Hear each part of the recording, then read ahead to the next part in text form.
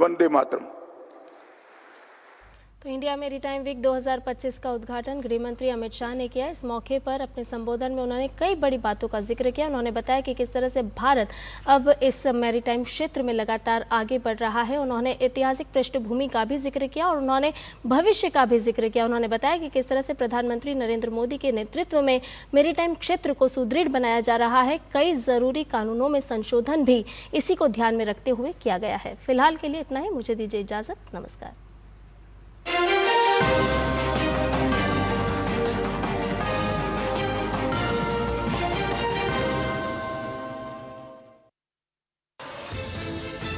हर पल बदल रही है दुनिया, इसलिए हर खबर रखती है मायने।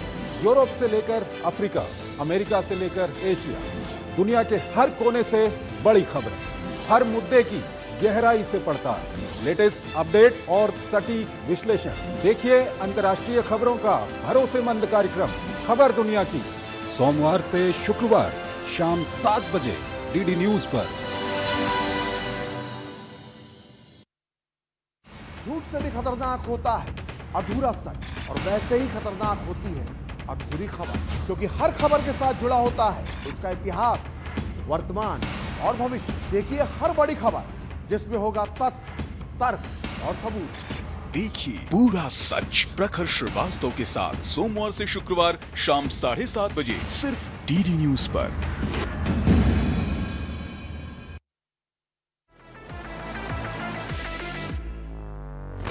ये है डीडी न्यूज का साइबर अपराध के खिलाफ हल्ला बोल।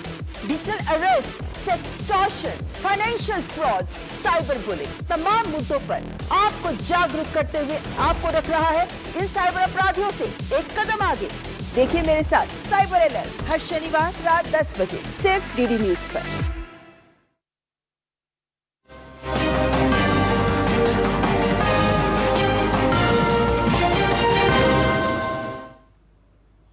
नमस्कार, डीडी न्यूज पर आपका स्वागत है। मैं हूं रेशमा आपके साथ। आइए नजर डाल लेते हैं इस वक्त की हेडलाइंस पर।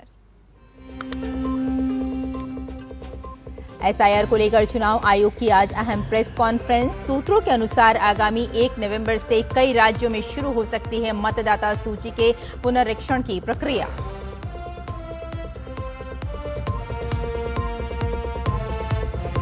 विदेश मंत्री डॉक्टर एस जयशंकर आज कोलालंपुर में पूर्वी एशिया शिखर सम्मेलन में होंगे शामिल। इंडो पैसिफिक रीजन में शांति, स्थिरता और समृद्धि पर होगी चर्चा।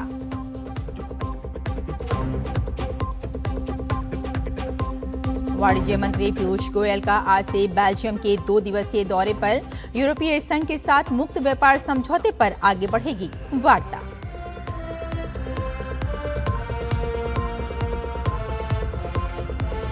सुप्रीम कोर्ट के प्रधान न्यायाधीश BR गवई ने अपने उत्तराधिकारी के तौर पर की जस्टिस सूर्यकांत के नाम की सिफारिश। जस्टिस गवई का 23 नवंबर को पूरा हो रहा है कार्यकाल।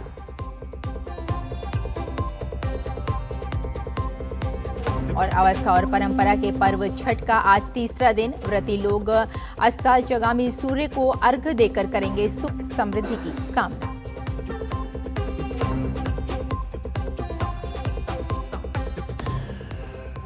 और अब समाचार विस्तार से। देश भर में मतदाता सूची के पुनरीक्षण यानी एसआईआर को लेकर चुनाव आयोग आज एक अहम घोषणा कर सकता है।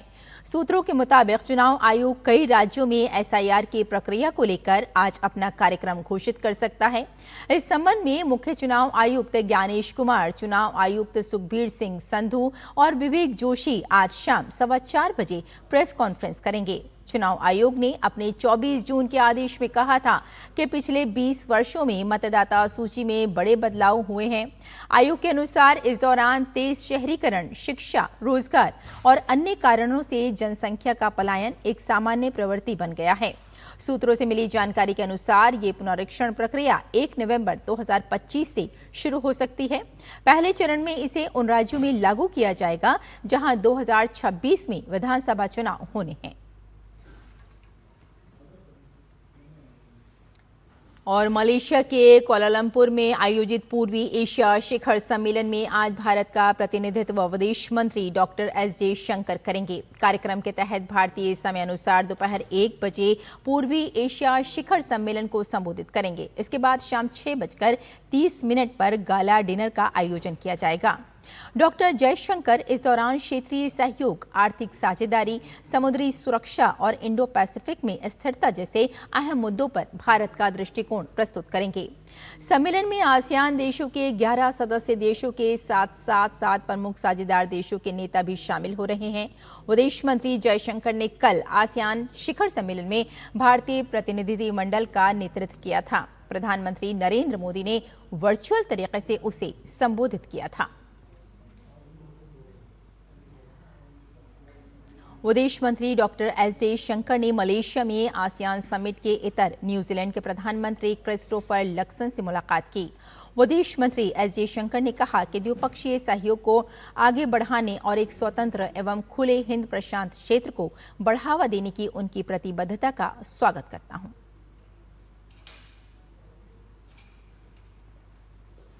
वाणिज्य और उद्योग मंत्री पीयूष गोयल आज 2 दिन की बेल्जियम यात्रा पर ब्रसेल्स पहुंचेंगे। पीयूष गोयल यूरोपीय संघ के कार्यकारी उपाध्यक्ष और यूरोपीय व्यापार आयुक्त मारोस सेफकोविक के साथ उच्च स्तरीय वार्ता करेंगे। ये यात्रा भारत यूरोपीय संघ मुक्त व्यापार समझौते पर जारी वार्ता के महत्वपूर्ण चरण में से एक है।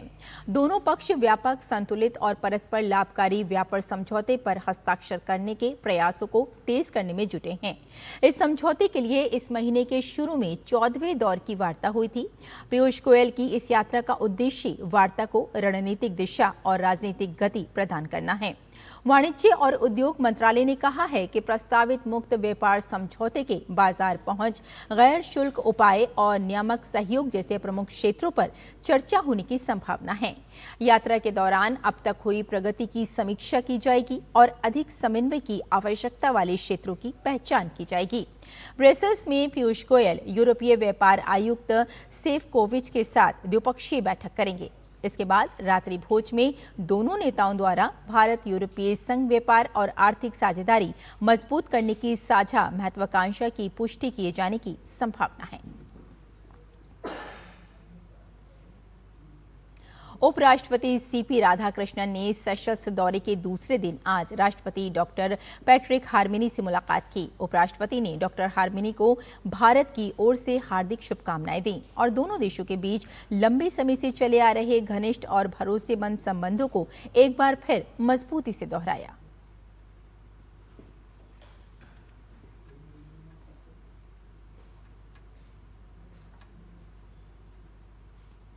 साथ ही उन्होंने अपनी सेशेल्स के समकक्ष सेबेस्टियन पिल्ले से मुलाकात की। दोनों नेताओं ने आपसी हितों के मुद्दों पर चर्चा की।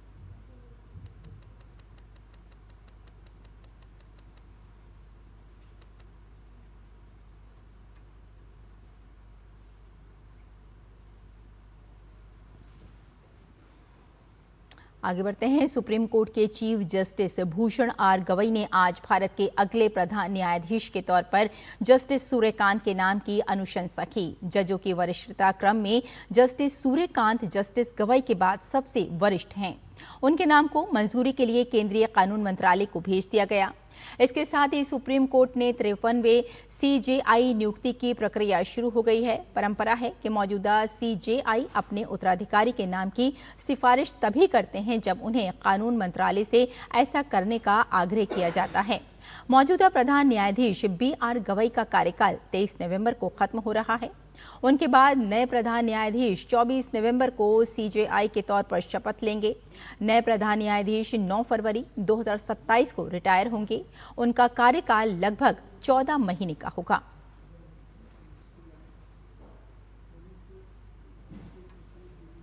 और देश भर में स्ट्रीट डॉग्स के वैक्सीनेशन और साथ में स्टेरिलाइजेशन के बाद उन्हें वापस छोड़ने के सुप्रीम कोर्ट के आदेश को पालन में रिपोर्ट दाखिल न किए जाने को लेकर कोर्ट ने सभी राज्यों और केंद्र शासित प्रदेशों के मुख्य सचिवों को अगले सोमवार को पेश होने और इस मामले में जवाब न दाखिल करने पर स्पष्टीकरण देने के लिए कहा है। बता दें आपको कि अब तक इस आदेश के पालन में केवल पश्चिम बंगाल, केरल और MCD द्वारा रिपोर्ट दाखिल की गई है।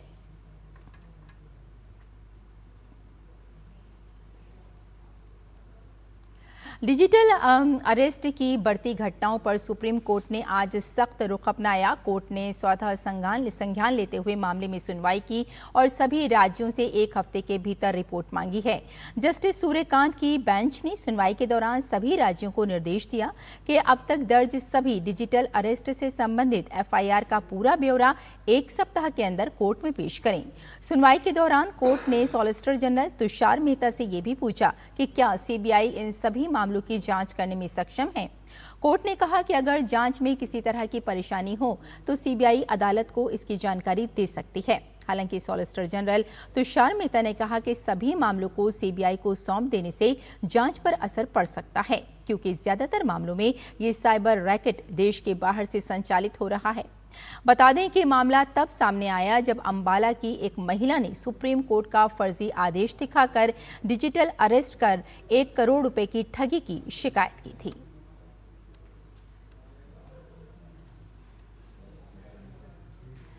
और आइए अब अगली खबर का रुख करते हैं। बिहार विधानसभा चुनाव के पहले और दूसरे चरण के लिए प्रचार जोरों पर है। पहले चरण के लिए 6 नवंबर को 121 विधानसभा क्षेत्रों में मतदान होगा, जबकि दूसरे चरण में 11 नवंबर को 122 विधानसभा सीटों पर वोट डाले जाएंगे।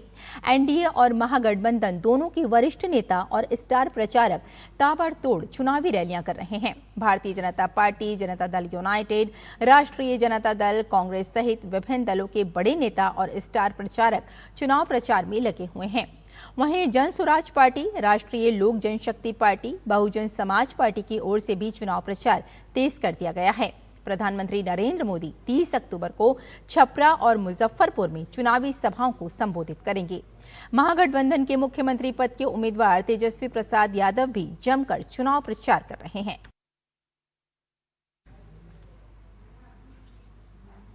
बिहार में विधानसभा चुनाव से पहले सियासी पारा चढ़ा हुआ है। जेडीयू नेता नीरज कुमार ने राजद पार्टी पर निशाना साधते हुए कहा कि राजद नेता तेजस्वी यादव को संविधान की 1 प्रति पढ़ने के लिए देने की बात कही है।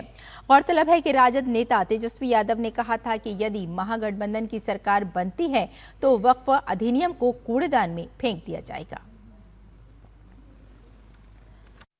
वक्फ संशोधन विधेयक पार्लियामेंट से पारित हो गया, सुप्रीम कोर्ट ने विचार करके मुहर लगा दिया।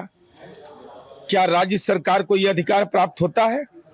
अरे यह गुनाह कबूल करो ना, कबूलनामा जारी करो कि वक्फ की संपत्ति लूटी जा रही थी और लालू यादव बैठे हुए थे। अंजुमन इस्लामिया हॉल पटना में है, खंडहर बना दिया था, नीतीश कुमार जी ने उसको शीश महल बना दिया। वक्फ की संपत्ति का विकास अगर देखना है तो पटना में विभिन्न इमारतें हमने बनाई है, सीमांचल के इलाके में बनाया है जहां मल्टीपर्पस बिल्डिंग है। आपको तो महुआ बाग का मकान बनाने की चिंता है, मौका मिलने दीजिए ना। इस बार सरकार बनेगी तो शहरी हदबंदी कानून की मांग करेंगे और लालू यादव जैसे भ्रष्ट लोगों की संपत्ति को जब्त किया जाए। बिहार में विधानसभा चुनाव से पहले राजनीतिक गलियारों में हलचल तेज हो चुकी है। इसी कड़ी में जन स्वराज पार्टी के संस्थापक प्रशांत किशोर ने महागठबंधन को तीसरे नंबर की पार्टी बताया। प्रशांत किशोर ने कहा कि इस बार की लड़ाई NDA और जन स्वराज पार्टी के बीच में है और महागठबंधन तीसरे नंबर पर है। महागठबंधन के नेताओं के दावों का कोई मतलब नहीं है। महागठबंधन तीसरे नंबर पे है, लड़ाई NDA और जन स्वराज के बीच में है।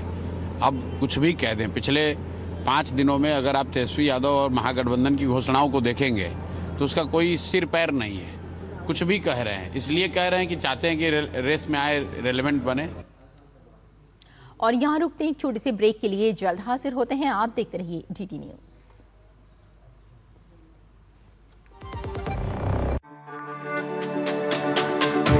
मेरी पसंद, मेरी पसंद, मेरी पसंद, मेरी पसंद,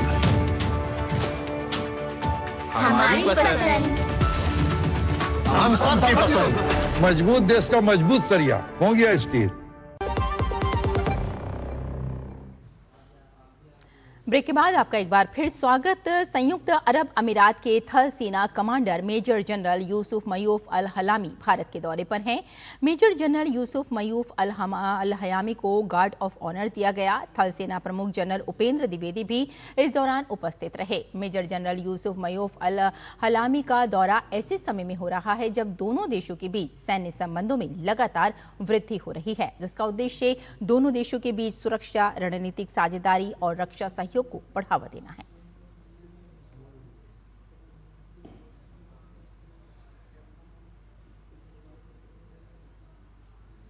और दिल्ली में आज 79वें इन्फेंट्री डे के अवसर पर थल सेना प्रमुख जनरल उपेंद्र द्विवेदी, उप प्रमुख लेफ्टिनेंट जनरल पुष्पेंद्र सिंह और इंटीग्रेटेड डिफेंस स्टाफ के प्रमुख एयर मार्शल आशुतोष दीक्षित ने राष्ट्रीय समर स्मारक पर श्रद्धांजलि अर्पित की। इस मौके पर सैन्य प्रमुखों के साथ सेना के अन्य वरिष्ठ अधिकारियों और सैनिकों ने भी शहीदों के योगदान को नमन किया। यह दिन पैदल सेना के अभूतपूर्व शौर्य के सम्मान में मनाया जाता है।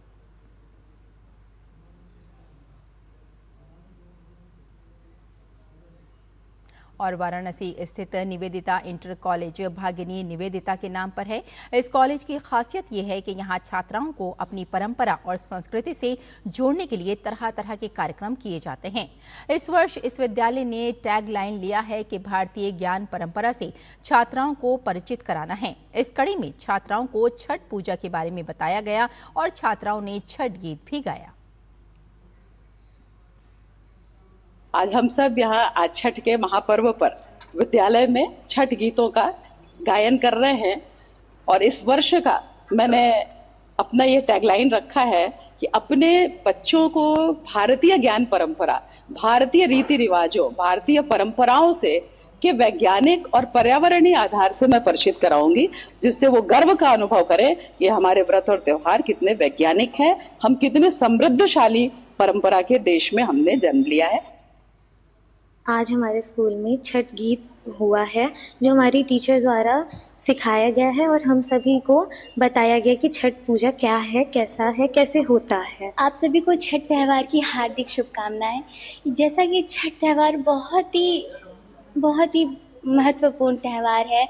इसमें इन जितनी भी पूजा की जाती है, जितनी भी विधिवत जितनी भी सामग्री लगती है और सूर्य को अर्घ दिया जाता है, सब में एक वैज्ञानिक सोच है। और अमेरिका और चीन के बीच लंबे समय से चल रही व्यापारिक तनातनी के बीच एक बड़ी प्रगति सुनने को मिल रही है। मलेशिया की राजधानी कोलालमपुर में आसियान शिखर सम्मेलन के दौरान हुई द्विपक्षीय वार्ताओं में दोनों देशों ने व्यापार समझौते के ढांचे पर सहमति बना ली है। इसे राष्ट्रपति डोनाल्ड ट्रंप और चीन के राष्ट्रपति शी जिनपिंग की दक्षिण कोरिया के सियोल में होने वाली मुलाकात के लिए एक बड़ा सकारात्मक संकेत माना जा रहा है। इस प्रारंभिक सहमति के तहत चीन ने दुर्लभ खनिजों पर निर्यात नियंत्रण को स्थगित करने पर हामी भरी है।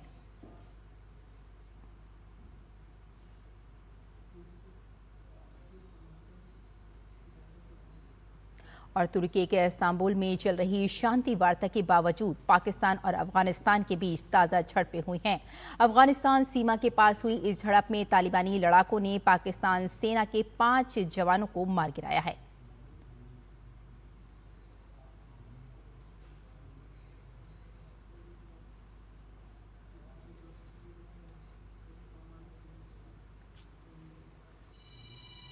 और रूस ने परमाणु ऊर्जा से चलने वाली 9M730 Burevestnik storm petrel cruise missile का सफलतापूर्वक परीक्षण किया है। ये परमाणु हथियार किसी भी रक्षा प्रणाली को चकमा देने में सक्षम है।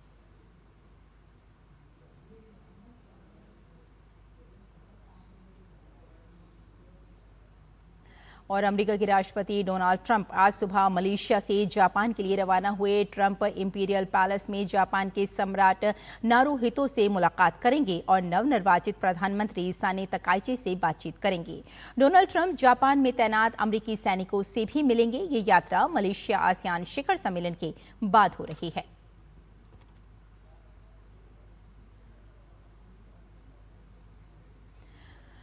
और इजरायली सरकार ने गाजा पट्टी में मृत बंधकों के शवों को खोजने की अनुमति दे दी है। इजरायली सरकार के प्रवक्ता शोश ब्रोडोसियन ने यरूशलेम में विदेशी मीडिया को संबोधित करते हुए कहा कि इजरायली सेना की वापसी को चिन्हित करने वाली पीली रेखा के पार मृत बंधकों को खोजने की अनुमति दी गई है। ये काम रेड क्रॉस और मिस्र की टीमों को सौंपा गया है। अर्जेंटीना के संसदीय चुनावों के शुरुआती नतीजों में राष्ट्रपति जेवियर माइली को बड़ी जीत मिली। जनता ने उनकी मुक्त बाजार नीतियों और सख्त बचत उपायों को बड़े पैमाने पर समर्थन दिया, जिससे उन्हें अपनी आर्थिक सुधार योजनाएं जारी रखने की मजबूत ताकत मिली। पूरे देश में माइली की पार्टी ने 64 संसदीय सीटें जीती हैं तो पहले 37 थी।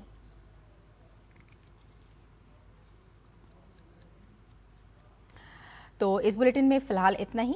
अनुमति दीजिए। नमस्कार।